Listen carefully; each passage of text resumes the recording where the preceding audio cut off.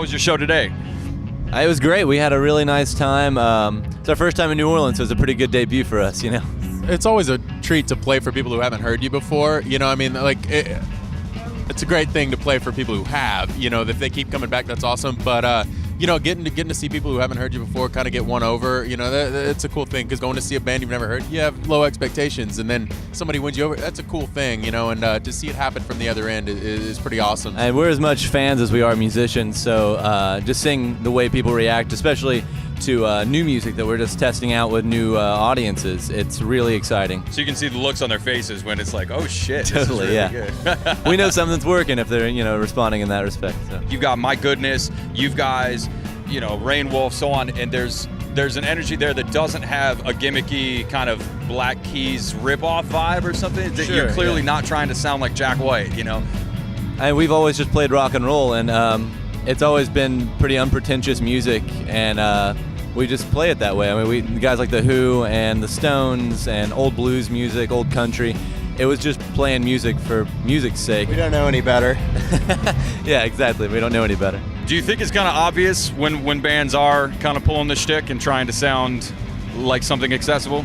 It is, and you know, we are our biggest critics, the five of us, in terms of that kind of thing. Like, you know, I personally have been the victim of several hey, don't do that, you know, in an effort to seem, you know, far more authentic, and I think it's for the better, absolutely. But I think that kind of music is getting a resurgence. You know, a band like J. Roddy Walston and the Business, for instance, those guys have been doing an awesome job for a long time, and the record they just put out is incredible, and you know, it's just encouraging. How does something moving through the creative process kind of pass the test with you guys? Well, John mentioned earlier, we're definitely our biggest critics, and you know, Matthew will come up with an idea, or I'll come up with an idea, or, you know, really it's an open forum as far as that goes, but it has to pass through the band, and we're a pretty fine filter. We don't like to put out anything we wouldn't listen to, and you know, we've done that in the past, and we've learned from those mistakes. And so, as far as new music coming through goes, it goes through a pretty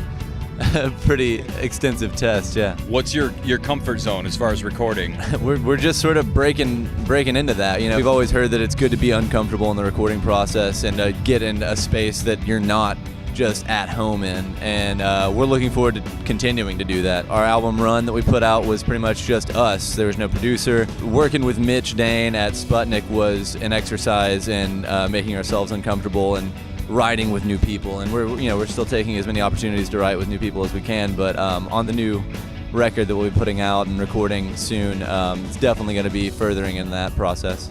And the influences too on this new album are so much different than our last couple of records. You know, we sort of grew up on the classic stuff, but over the last 3-4 years, we've been really delving into a lot of different genres and styles of music. So it's going to be a much different sounding album than what we've done in the past. Yeah, definitely a logical extension, though. But he's absolutely right. There's influences popping through that we hadn't even really realized until people would come back to us and be like, man, that sounds like doo-wop, like East Coast doo-wop, like Arthur Alexander stuff, you know? So yeah, it's cool to see that happen. Do you guys have diehard fans? People that... Yeah, we do. We there's a group of particular fans that have traveled as far as from our hometown to Chicago to come see us play, and you know, I think those specific guys have seen us 42 different times, is what they said. So, you know, stuff like that is, I mean, it blows you away. You know, and we can't thank them enough. And you know, getting to go back home and doing this hometown show here soon, getting to see that hometown crowd come back. It's cool to see people not only support us from the beginning, but continue to. Like, it seems like there's momentum building behind you, and people are really excited about what you're about to do, as well as where you've come from. Well, we hope. Is there anything that you can think of in terms of advice from each of you to bands that are on the come up, that want to kind of make the right decisions and stay true to themselves? You said it. Stay true to yourself. I mean, like, we're not in any position to necessarily tell anybody how to do it, because we're figuring that out.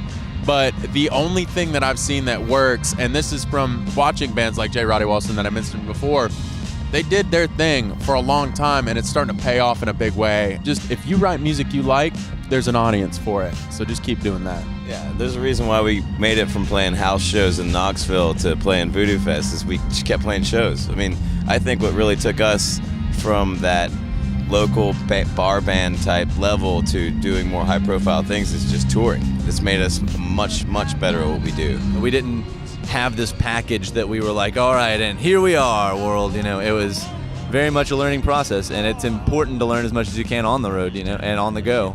Every show and every opportunity is just that. You put yourself out there, you get screwed over a lot, you don't get paid anything, and you live on the road and you sleep on floors. And really, if you just stick to what you know and you stick to what you love and you stay playing the same music that you love, then it can pay off. It really can. Agreed.